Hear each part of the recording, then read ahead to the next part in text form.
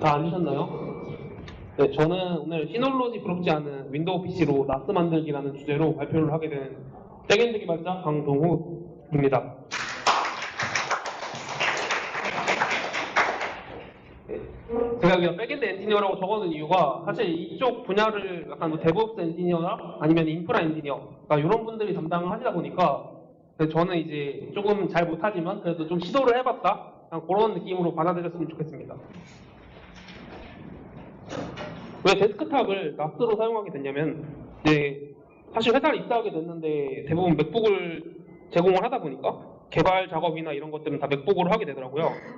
그래서 집에 원래 사용하고 있던 윈도우 PC는 뭐 공인인증서라든지 아니면은 그 액티브엑스 같은 것들을 사용할 때 말고는 거의 사용하지 않게 돼서 이 장비를 어떻게 하면 그래도 좀 유용하게 사용할 수 있지 않을까라는 생각이 들게 되더라고요. 그리고 이제 저희 팀원들께 한번 제가 문의를 해봤더니 윈도우 장비를 어디다 사용하냐, 주로 게이밍 머신에만 사용하고 있다라고 하셔서 이런 부분에서도 좀 해소가 되지 않을까 하면서 이런 주제로 발표를 하게 되었습니다. 그래서 겸사겸사 저희가 개발자라든지 아니면 IT 업계 종사자라고 하면 일상생활에서 서포트해서 사용할 수 있게끔 나스라는 주제로 발표를 하게 되었습니다. 그래서 저는 이제 윈도우 PC에다가 세팅을 진행해야 되니까 블로그에다가 어떤 식으로 프로세스를 진행할 수 있는지 정리를 해놨고요. 추후에도 이번 강연이 아니더라도 집에서 제 블로그를 참고해서 직접 진행할 수 있습니다. 저 밑에 링크 한번 들어가서 확인할 수 있고요. 그리고 편하게 QR코드도 달아놨습니다.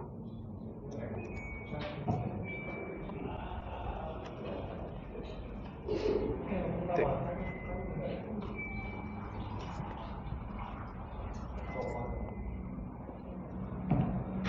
그래서 블로그에 들어가게 되면 이런 식으로 이제 윈도우에서 나스 돌리기라는 글이 하나 있고요. 들어가게 되면 먼저 작업 기회는 일반적인 개발 회사에서 입사할 때 100%를 제공받는데, 이제 윈도우와는 그래도 결발을 하는 상황을 그 남는 PC를 베이스로 이제 유익하게 활용할 수 있도록 글을 작성하게 되었습니다. 그래서 이제 원격 데스크탑을 활용해서 저희 집에 있는 모니터에 기본적으로 이제 맥북을 연결하니까 컴퓨터는 하나를 가지고 두 개를 활용하는 게 좀 더 용이하잖아요. 그래서 원격 데스크탑을 활용을 했습니다. 그리고 시놀로지 안에서도 이제 웹상에서 GUI 인터페이스로 제공하고 있어서 이런 것들 대비 좀 더 효율적으로 작업할 수 있는 환경을 제공하는 것 같아요.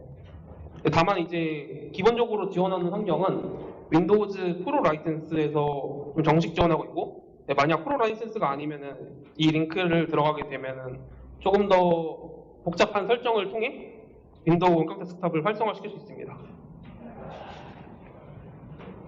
그래서 지금 연결하면은 제가 이제 와이파이 환경에 이제 LTE를 타고 지금 저희 집을 들어가게 되니까 조금 더 느려질 수 있는데, 동일 네트워크 상에서 그냥 집에서 로컬 환경에서 접근하게 되면 매끄럽게 접근할 수가 있습니다. 그래서 저는 먼저 윈도우 I라는 걸 입력해서 시스템을 들어가면 이제 원격 데스크탑이라는 메뉴가 보이게 돼요. 이렇게 UI가 나오고 이제 원격 데스크탑이라는 항목이 보입니다. 그래서 이제 이 박스를 클릭하게 되면 내부에서 원격 데스크탑 박스에 토글 버튼이 보이게 되고, 이거 활성화를 시키게 되면 자동으로 이제 원격 데스크탑 서비스가 실행되면서 접근할 수 있는 환경이 갖춰지게 되죠. 근데 이제 저희가 기본적으로 연결된 거는 원격 데스크탑이 방화벽 같은 것들이 다 적용돼 있고, 아니면 뭐 윈도우에서 디폴트에서 막혀 있는 부분이다 보니까 제어판에서도 같이 활성화 시켜주는 작업이 필요하고요. 여기에서 그 시스템 및 보안이라든지 여기 그리고 이제 시스템 및 원격 액세스 허용이라는 칙업 박스가 있는데, 제가 이거 이미지를 깜빡하고 올리지 못했었네요. 이거는 제가 집에 가서 업데이트 하도록 하겠습니다. 그리고 이제 그 나온 팝업에서 이 컴퓨터에 대한 원격 지원 연결 허용을 체크해서 이제 원격 데스크탑을 연결하게 됩니다. 만약 속도가 느리게 되면은 그런 설정들이 필요하잖아요. 네, 그런 설정에 관련해서는 이제 이 글을 참조하면 이제 원격 연결 속도가 느렸을 때 대응할 수가 있습니다. 그래서 저희가 이제 윈도우 환경이 아니라 제가 지금 맥 환경이라서 맥에서도 원격 데스크탑 연결할 수가 있는데, 여기 보시면 리모트 데스크탑이라는 마이크로소프트에서 제공한 서비스가 있어요. 이거를 검색해가지고 다운을 받은 다음에 이제 데스크탑이랑 제가 만들어진 그 원격 데스크탑을 연결해가지고 생성하게 되면 이런 식으로 연결을 할 수가 있고요.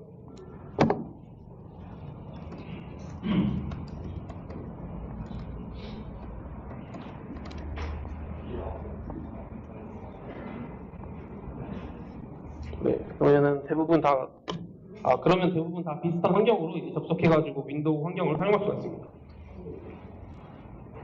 이런 식으로 뭐 설치 같은 거라든지 아니면은 뭐 직접 GUI 프로그램 같은 것도 직접 돌릴 수 있고, 그리고 만약 ActiveX 같은 걸 활용해야 된다 그러면은 여기에 있는 뭐 인터넷 익스플로러라든지 아니면은 뭐 VS 코드라든지 이런 것들을 활용해가지고 일반적인 컴퓨터처럼 활용할 수가 있습니다. 사실 시놀로지에도 약간 낫스로 각광받는 이유가 GUI 환경으로 이제 세팅을 할 수 있다는 게 가장 큰 장점이었는데, 윈도우에서는 이런 것들을 기본적으로 제공하고 있어서 낫스처럼 활용하기에 더 용이한 환경을 제공하고 있어요. 그래서 이제 이렇게 정상적으로 연결된 걸 확인할 수가 있고요. 이제 기본적으로 로그인 한다고 윈도우 컴퓨터가 켜지는 게 아니라 그 컴퓨터 켜졌을 때 바로 서비스에 접근할 수 있도록 체크 같은 걸 해줄 필요가 있는데요. 그래서 윈도우 자동 로그인을 설정을 해줘야 됩니다. 윈도우 2004 버전 윈도우 10 2004 버전 이상부터는 여기 체크박스가 바로 나오지 않아서 밑에 있는 레지스트리로 직접 값을 수정해서 디바이스 패스워드 레스 빌드 버전을 값을 2로 업데이트를 한 다음에 다시 이 화면을 들어가게 되면 위에 있는 체크박스가 나오게 됩니다. 네, 그래서 이렇게 업데이트를 해주고 저희가 이제 로그인을 하게 되면 아까 원격 데스크탑을 재부팅하면은 로그인 돼 있지 않은 환경이라 원격 데스크탑 서비스가 실행되지 않아요. 근데 아까 체크박스로 인해서 접근하게 되면 바로 로그인과 동시에 원격 데스크탑이 활성화되게 됩니다.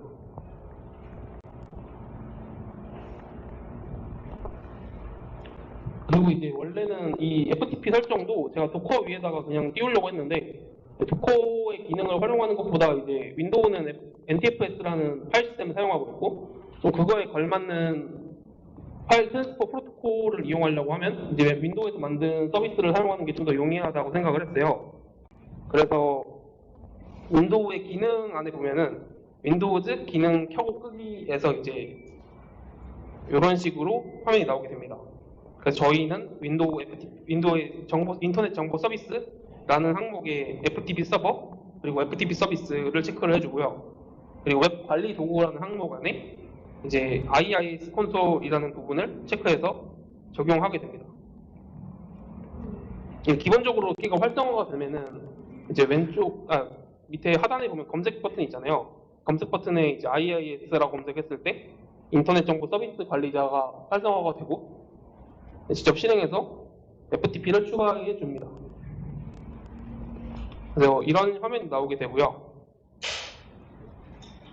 그리고 이제 왼쪽에 제 컴퓨터 이름과 그 아래 이제 사이트라는 항목에 우클릭해서 웹사이트 추가 그리고 새로 고침, FTP 사이트 추가 그리고 콘텐츠 보기로 전환 이런 식의 메뉴가 나오게 되는데 FTP 사이트 추가를 해서 뭐 저희가 원하는 나스의 FTP라는 걸로 지정해서 활성화를 해줍니다. 그래서 추가할 때 나스의 FTP 그리고 실제 경로는 제가 기본적으로 컴퓨터는 C 드라이브 깔려 있지만 별도의 외장하드를 달거나 하드디스크를 달면은 D 드라이브나 뭐 E 드라이브 이런 식으로 잡히잖아요. 네, 추가적으로 그 파일 경로는 이제 다 D 드라이브로 잡게 되었습니다. 그리고 이제 SSL 설정이나 뭐 바인딩 해주는 작업이 필요한데 저희는 간단하게 그래도 구축하는 게 목표로 잡고 있어서 너무 어려운 작업보다는 이제 기본적인 IP 세팅은 전부 다 허용을 해주고 그 다음에 자동으로 FTP 사이트를 시작하면서 SSL 사용 옵션을 해제를 해줄 겁니다. 네, SSL이 필요로 하면은 저희가 접근할 때도 SSL 인증서를 넣어가지고 좀 보안이 강화되겠지만 지금 그냥 단순한 연결 같은 경우에는 아이디랑 패스워드 정도만 있으면 되기 때문에 이런 식의 작업으로 진행을 하겠습니다. 그래서 아이디랑 패스워드 정보 정도는 그래도 세팅을 해줘야 어떤 사람이 그냥 마음 편하게 들어갔는데 이거 연결되네라고 생각이 들지 않겠죠. 그래서 인증은 기본이라는 걸로 설정을 해서 모든 사용자를 액세스 허용을 해주고 그리고 읽기랑 쓰기 권한, 본인이 사용할 읽기 쓰기 권한만 체크해서 적용을 해주게 됩니다. 본인이 그냥 쓰지 않을 거라고 하면은 이 부분 체크 해제해서 마침이라는 걸 눌러주면 문제없이 활성화시킬 수 있습니다. 저희가 이제 FTP 세팅이 끝났는데 윈도우에서도 기본적으로 방화벽 옵션이 있어서 들어오고 나가는 거에 대한 통과를 좀 처리해 줄 수 있는 작업이 필요해요. 그래서 이제 제 검색어 키워드를 이렇게 적어놨는데 고급 보안이 포함된 윈도우즈 디펜더 방화벽이라는 걸 이제 검색을 해야지 이렇게 나오더라고요. 그래서 이렇게 검색을 해서 실행해주면은 옆에 이제 로컬 컴퓨터에 고급 보안이 포함된 방화벽 이런 식으로 나오게 되고 인바운드 규칙과 아웃바운드 규칙 이런 식의 설정을 할 수가 있는데요. 여기에서 그 FTP 서버 보안에 대한 옵션들이 다 비활성화되어 있을 거예요. 뭐 서버 수동 설정, 트로피 인 설정이랑 그다음에 FTP 서버에 대한 설정들 각각 다 비활성화되어 있는 거를 그 작업을 허용해주고 사용해주는 걸 예로 바꿔주시면 기본적으로 이제 FTP 서버가 방화벽에서 허용돼가지고 데이터를 통신할 수가 있습니다. 그리고 이제 뭐 서비스 같은 데서 보면 이제 원래 저희가 바꾸었던 설정들을 다시 이제 재적용하는 작업이 필요하잖아요. 그래서 저희가 FTP 서비스가 실행된 서비스라는 항목에 들어가서 이제 마이크로소프트 FTP 서비스를 이제 재시작 아니면은 만약 꺼져 있으면 시작을 클릭해주면 기존에 설정한 내용들을 반영해주게 됩니다. 그래서 제가 이번에 이 블로그를 작업할 때 각각 스크린샷들을 다 원격 데스크탑에서 작업을 했는데요. 그런 사진 같은 것들을 이런 식으로 다 옮겨가지고 데이터라는 디렉토리에 스크린샷에 넘긴 다음에 제 PC에서 받아서 사용할 수 있게끔 전달을 받았습니다. 이런 식으로 연결 같은 거를 확인할 수가 있고 이제 뭐 원격 데스크탑이나 FTP 이 두 가지만 있어도 기본적으로 윈도우에서 어떤 작업을 하거나 세팅을 하는 데는 지장이 없을 거라고 생각을 해요. 그래서 뭐 추가적인 뭐 나스에 필요한 것들을 설정하려면 이제 밑에 보면은 여러 링크들이 있는데 그걸 보고 참조를 해주시면 될 것 같고요. 그리고 이제 사실 나스에서 여러 기능들을 추가하거나 아니면 워크스페이스 같은 용도로 활용하려면은 그 도커 같은 걸 좀 사용하면은 좀 손쉽게 이미지 같은 걸 넣어가지고 활성화시킬 수 있잖아요. 그래서 저는 WSL2라는 윈도우 서브 시스템 온 리눅스라는 걸 활용해서 우분투를 설치해 보겠습니다. 도커는 기본적으로 리눅스 컨테이너 위에서 실행이 되는 서비스다 보니까 WSL을 사용하는 게 이 작업에 가장 효율적이라고 판단을 했습니다. 이제 이 WSL2 활성화 같은 경우에는 윈도우 11에서 제가 작업했을 때는 뭐 기본적으로 활성화가 돼 있을 정도로 대부분 다 적용이 돼 있어서 어렵지 않은데 윈도우 11 말고 10 버전에서도 활성화할 수 있도록 아래 명령어를 실행하는 게 좀 더 깔끔하게 실행이 되더라고요. 그래서 이렇게 명령어를 실행하게 되면 사용 기능들을 이제 활성화시킬 수가 있습니다. 이거 한번 누르면 아마 재시작을 진행하게 되는데 저 같은 경우에는 미리 세팅을 해서 그런지 재시작 없이 그냥 바로 활성화가 되더라고요. 그래서 하나, 두 개, 세 개, 그리고 만약 그 명령어 중에서 이제 서버 시스템을 위한 이제 커널 업데이트가 필요하다 그러면은 이 링크에 들어가서 업데이트를 진행하면 됩니다. 그럼 저희는 이제 윈도우 위에 이제 리눅스 커널을 돌릴 수 있는 환경이 갖춰진 거죠. 그 환경 위에서 이제 MS 스토어에서 우분투를 검색한 다음에 그럼 자동으로 이제 WSL2가 디폴트가 됐기 때문에 WSL2를 베이스로 우분투가 설치가 되겠죠. 그리고 이 위에는 이제 도커를 WSL을 쉐어해가지고 같이 활용하게 도커 데스크탑을 설치하게 됩니다. 이 도커 데스크탑이 좀 요즘 말이 많은데 그냥 집에서 단순히 저 혼자 사용하는 비영리적 목적에서는 크게 문제가 없어서 도커 데스크탑을 추천을 드리고요. 만약 회사 같은 용도에서 사용하면 좀 법적인 이슈가 있다고 이야기가 많아서 아마 다른 걸 좀 활용해야 될 것 같아요.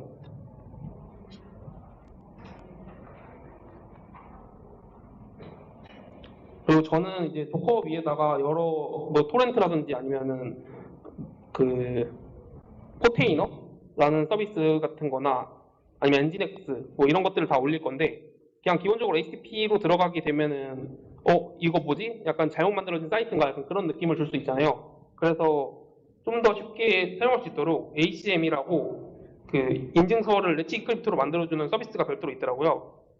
기본적으로 이제 80번 포트나 443번 포트로 들어갔을 때 인증서 같은 거를 만들어주는 그 도커 볼륨을 이제 렛치 인크립트로 만들어주고 그리고 엔진엑스의 리버스 프로시를 사용해서 저희가 이제 포트로 리버스 프록시로 이제 특정 포트로 들어온 거를 다시 이제 80번 포트로나 아니면 443번 포트로 나가는 걸 인증서를 매핑해가서 처리해주는 그런 모듈이라고 보시면 될 것 같아요. 그래서 저희가 딱 설치하는 거는 이렇게 명령어를 실행하면은 기본적으로 이제 인증서가 만들어지는 NGX 프록시가 설정이 되고, 추가적으로 이제 그 인증서를 업데이트해주는 렛츠 인크립트 모듈 같은 경우에는 NGX 프록시 ACM이라는 거를 별도로 만들어가지고 여기 위에서 볼륨이라는 걸로 뭐 썰트라는 거를 이제 NGX 썰트 해주고, 그 다음에 이렇게 보면은 그 볼륨 프롬 해가지고 NGX 프록시로 빼주잖아요. 그 이 볼륨은 이 위에 있는 NGX 프록시를 위한 별도의 도커 이미지라고 생각하시면 될 것 같아요. 그래서 여기에 있는 디폴트 이메일의 경우는 뭐 예를 들어서 본인이 이메일 그 인증서가 만료가 됐어요. SSL 인증서가 만료가 됐는데 이거 알림을 줘야 되는데 만료되기 전에 뭐 일주일 전, 한 달 전 이런 식의 알림이 필요하잖아요. 네, 그런 설정을 이제 디폴트 이메일을 본인 이메일로 지정해서 받아볼 수가 있습니다. 그래서 여기에다가 제가 일단 샘플로 test-test.com이라는 걸로 해놨는데 제 이메일로 지정을 하면 되겠죠. 그리고 이제 도메인의 서브 도메인으로 와일드카드 등록을 하는데, 저희가 이제 이 인증서를 바탕으로 생성을 해야 되는데 그 도메인 주소 설정이 필요하잖아요. 그래서 뭐 도메인을 별도로 구매한 다음에 뭐 DNSZI라는 사이트나 아니면 클라우드 플레어 이런 인지도 있는 사이트에서 도메인을 설정할 수 있는 그런 서브 도메인을 등록을 해서 저희 집에 있는 NAS에다 연결해 줍니다. 한번 제가 그 설정한 사이트를 한번 들어가 볼게요.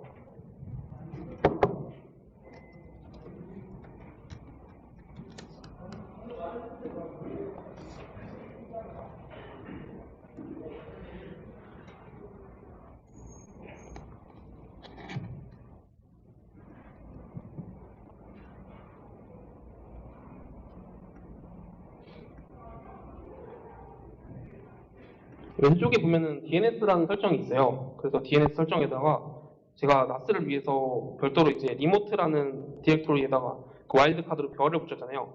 그러니까 NAS의 디폴트 IP는 이제 이렇게 지정을 하고, 그 다음에 별표를 눌러가지고 여기다가 뭐 nas.remote 아니면은 docker.remote 아니면 torrent.remote 약간 이런 식으로 연결할 수가 있습니다. 그 옆에 보면은 위에 보면은 그 add record라는 게 있고 여기다가 추가를 할 수가 있고요. 그래서 여기다가 지금은 제가 리모트로 해놨으니까 별점.nas 이렇게 하고 그 IPv4 어드레스에다가 본인 집에 있는 그 아까 NAS 장비에 IP를 넣어주면은 연결을 하게 됩니다.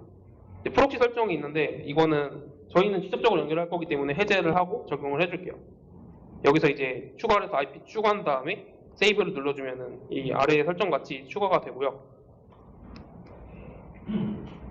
그럼 이렇게 원하는 설정에 따라서 추가가 된 걸 확인할 수가 있습니다. 저는 이제 우분투를 아까 WSL 베이스로 설치를 했으니까 그 우분투 위에서 배시 환경에서 포테인으로 설치하려고 해요.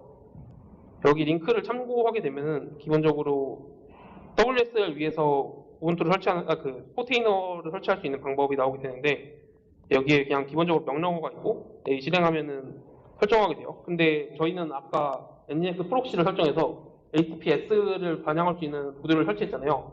그 설정까지 포함한 실행 방법입니다. 그래서 기본적으로는 포테이너를 실행할 때 그 열어줘야 되는 리벅스 프록시 포트가 이제 8000번이랑 9000번이 있는데 8000이 그 HTTP로 나가는 포트고 9000이 도커에서 내부적으로 사용하고 있는 포트로 알고 있어요. 그래서 8000이 내부적 포트고 9000이 이제 그건가 보네. 웹 포트인가 보네요. 그래서 버추얼 포트라는 거를 그 웹 포트로 나가는 부분을 지정을 해서 적용을 하고요. 버추얼 호스트는 저희가 아까 별점 remote.동호랩.com으로 했으니까 여기다가는 아까 뭐 docker.remote.동호랩.com 약간 이런 식의 그 도메인 주소를 넣으면 되겠죠. 그 렛츠 인크립트에서도 저희가 추가한 서브 도메인에 대한 이메일 주소를 넣으면은 그 만료가 됐을 때 같이 알림이 오기 때문에 여기에다가도 제 이메일 주소를 넣어주게 됩니다. 그래서 항상 만약 이 포테이너 서비스가 죽었더라고 하더라도 리스타트 옵션을 항상으로 지정하면은 계속 반복해가지고 실행이 되겠죠.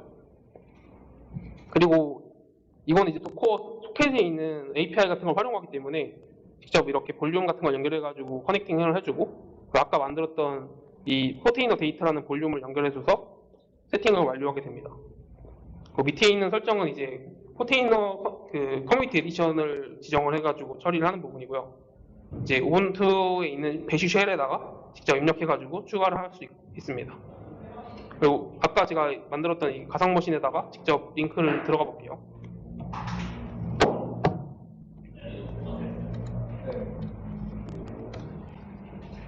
예, 그러면은 네, 이런 식으로 로컬에서 연결될 수 있는 환경을 확인할 수가 있고, 그러면 추가적으로 지금 제가 연결되어 있는 이 PC에서 연결해서 확인해 볼게요.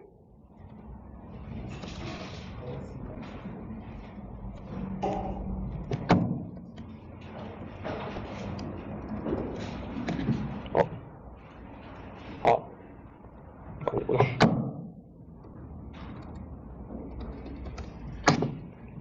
네, 그러면은 이런 식으로 연결이 되고 그대로 접근하게 되면은 이 포테이너에서 저희 집 나스에 있는 도커 머신에다가 연결해서 확인할 수가 있습니다. 현재 켜져 있는 컨테이너 같은 것들을 이렇게 확인할 수가 있고요. 각각 설정들을 추가적으로 변경하거나 볼륨을 추가하거나 약간 그런 식의 설정들도 안에 들어가게 되면 손쉽게 확인할 수가 있어요. 예를 들어서 제가 이 프론트엔드 서버 같은 거를 볼 때도 여기에서 뭐 설정 같은 걸 바꾸려고 한다 그러면은 디플리케이트, 에딧 이런 식으로 했을 때 원하는 볼륨이나 그 다음에 인바이러먼트 이런 것들을 추가해서 바꿀 수 있고 항상 실행돼야 된다 약간 이런 식의 설정 같은 경우에도 always 옵션이 있어가지고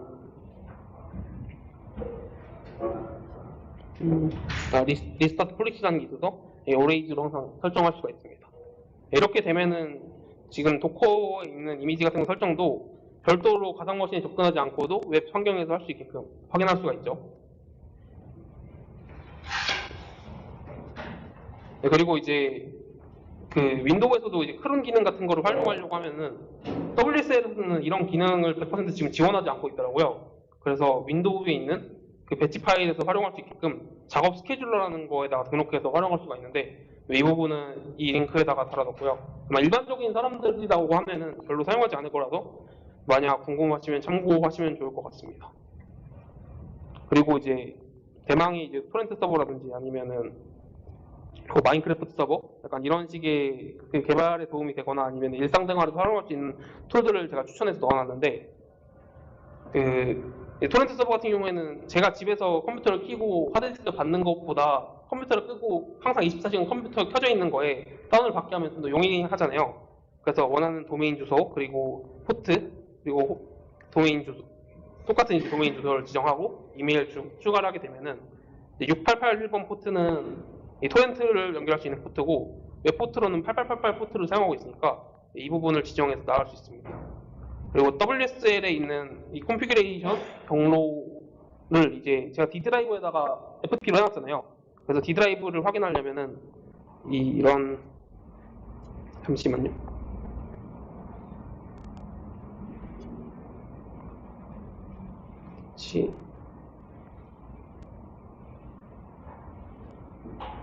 네, 여기 안 보이니까 그냥 직접 확인해서 보여드릴게요.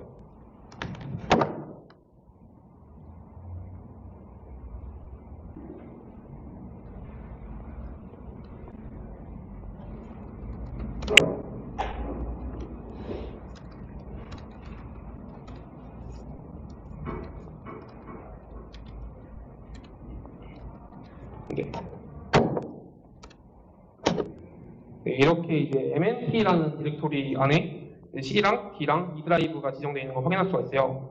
네, 그래서 WSL에서는 이 MMT에 저희의 C 드라이브와 D 드라이브 그리고 E 드라이브가 연결되어 있기 때문에 각각의 설정들이 다 이런 데에 들어가 있다고 보시면 될 것 같습니다. 그러면은 제가 여기다가 그 MNT의 D 드라이브에 그리고 그 데이터의 토렌트 컨피규레이션 안에 이제 토렌트 설정을 지정을 하고 그다음에 MNT의 D 드라이브에 데이터라는 디렉토리 안에 있는 토렌트 설정에 다운로드 디렉토리를 지정하는 거예요. 그럼 만약 저희가 아까 처음에 지정했던 FTP 디렉토리가 D 드라이브니까 D드라이브에 있는 데이터에 있는 토렌트 항목에 다운로드에 들어가면은 저희가 받은 토렌트 항목을 그대로 확인할 수가 있겠죠. 네, 그래서 뭐 영화를 다운받다거나 아니면은 그 만화를 다운받았다. 그러면은 그걸로 바로 접근해가지고 직접 컴퓨터에서 활용할 수 있는 용도로 쓸 수가 있습니다. 그리고 저는 이제 뭐 최근에 이제 마크를 재밌게 했었는데 그래가지고 그 토렌트에서도 도커에서도 마크를 실행할 수 있더라고요. 그래서 마크 서버를 ITZG라는 그런 사람이 만들어가지고 올렸는데 이렇게 실행하면은 바로 손쉽게 마크 서버가 램 2기가에다가 그 규약 같은 걸 활성화해가지고 2565라는 마크 기본 포트로 활성화가 됩니다. 그리고 추가적으로 이제 도커를 활용하게 되면 좀 장점이 이런 기능들을 이제 붙일 때 어렵지 않게 그냥 붙일 수가 있는데 바로 이 명령어 넣으면은 실행이 돼서 확인할 수가 있고요. 지금 이런 명령어로 봤을 때는 처음에는 이게 뭐지라는 생각이 들잖아요. 근데 이것도 다 이제 포테이너라는 곳에서 이제 애드 컨테이너를 통해 도커브라는 곳에 있는 그 태그명, 아까 그 밑에 있는 태그 이미지명을 넣으면은 자동으로 검색해서 원하는 이름으로 생성할 수가 있고 추가적인 옵션 같은 것도 다 GUI로 제공하기 때문에 손쉽게 추가할 수가 있습니다. 그리고 저는 이제 개발자다 보니까 뭐 아까 봤듯이 스프린터라는 프론트엔드 서버를 별도로 띄워가지고 사용하고 있는데 이제 뭐 CI나 CD 같은 거를 제공하고 있어서 좀 추천하는 걸로는 뭐 쿨리파이라든지 아니면 캠로버라는 게 있어요. 들어가게 되면은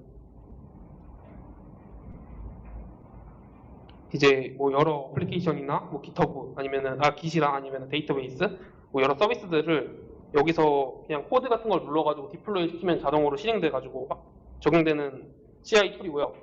그래서 좀 손쉽게 뭐 MySQL 서버 설정을 하고 싶다. 그러면은 이 모듈을 설치해가지고 지정하게 되면은 바로 뚝딱뚝딱 해서 AWS 같이 그 MySQL 같은 환경을 추가해서 만들 수가 있습니다.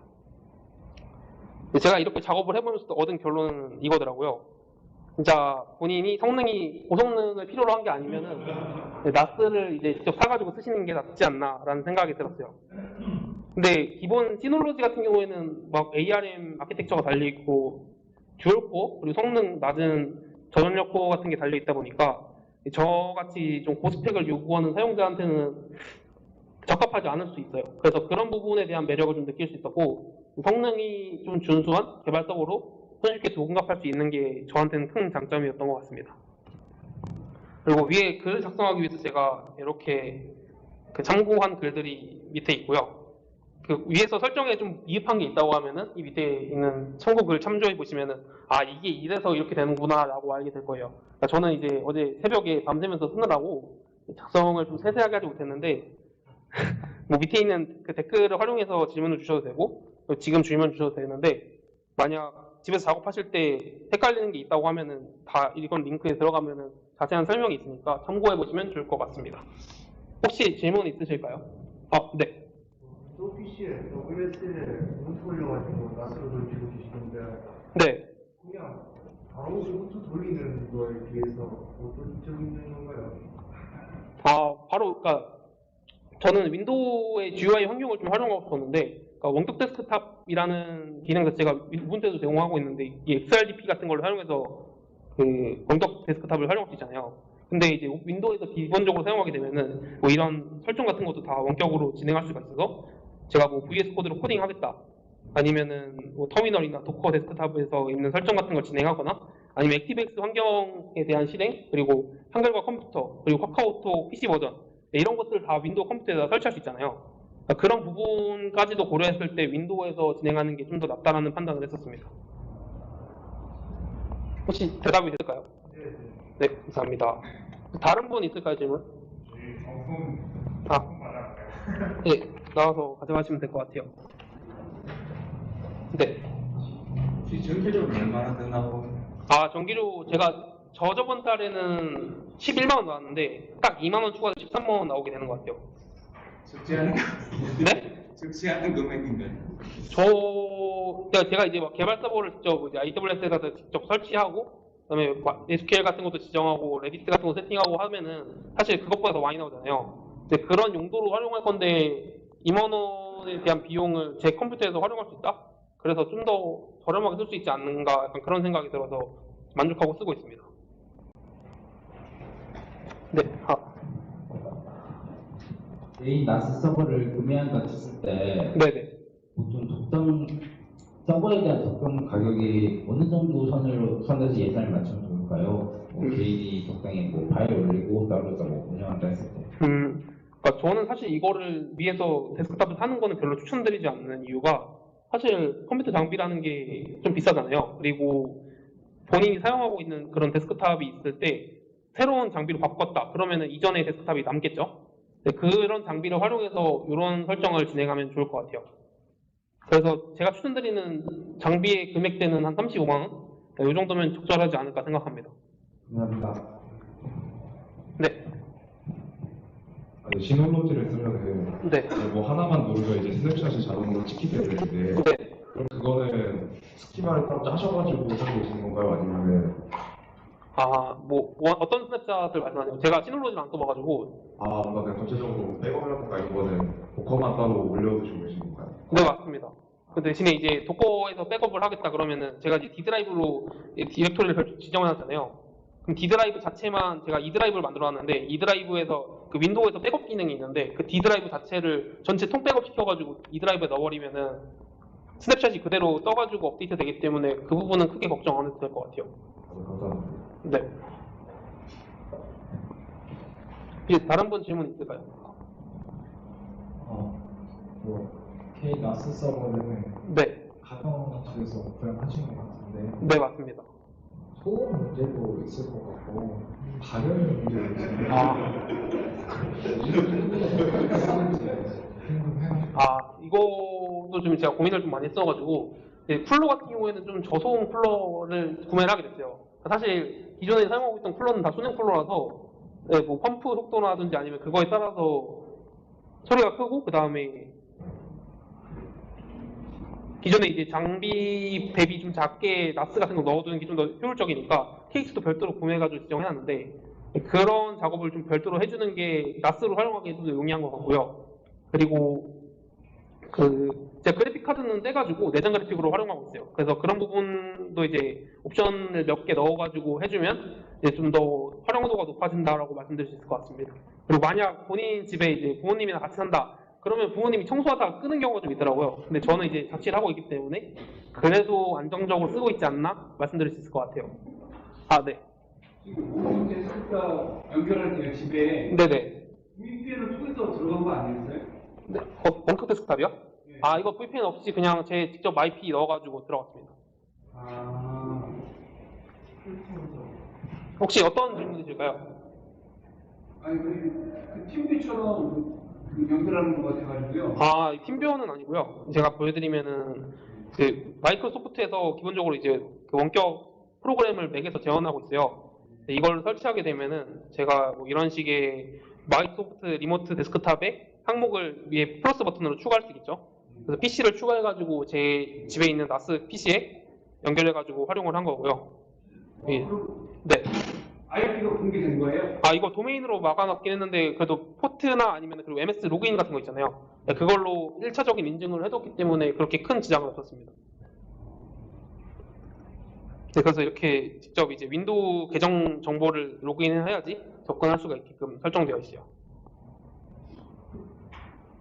지금 이거를 좀 네? 조금만 더 설명을 해주시는데 이거 구현한 거예요? 아까 원격 데스크탑 구현한 거 말씀하신 건가요? 이제 윈도우 11이나 윈도우 10 프로 버전을 사용하면은 위에서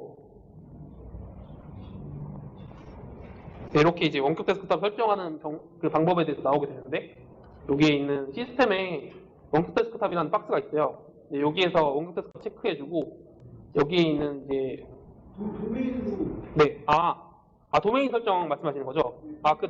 보안을 강화했다는 말씀이잖아요. 네네. 그게 아니고 감수. 네, 맞습니다. 그 부분이 잘 이해가 안 돼요. 그 도메인도 사실 공유돼 있어서 그냥 도메인을 핑 때려보면 어떤 IP 나오잖아요. 그걸 감추는 건 아니고 그냥 그 마이크로소프트에서 원격 데스크탑 자체 기능에서 MS 어카운트 인증이라는 게 있어요. 그걸로 로그인하는 방식이라고 보시면 돼요. 네네. 네, 이게 MS 어카운트로 로그인되는 방식입니다.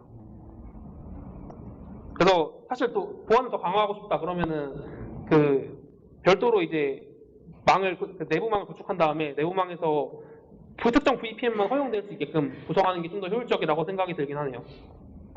근데 저는 이제 좀 더 일반적인 사용자가 깔끔하게 접근할 수 있게끔 하는 게 나을 것 같아서 여러 그런 이제 고 난이도 옵션들은 좀 제거하고 기능들만 좀 활용할 수 있게끔 자료를 준비해봤습니다. 답변이 되셨을까요? 네, 감사합니다. 혹시 질문이 없으시면 여기에서 마치겠고요. 만약 작업하시다가 궁금하신 게 있으면은 네, 여기 밑에 보시면은 이제 댓글을 넣을 수가 있거든요. 네, 본인 기터브 계정 로그인해서 여기다가 댓글 달아주시면은 제가 친절히 답변 드리도록 하겠습니다. 네, 이것으로 발표 마치겠습니다. 감사합니다.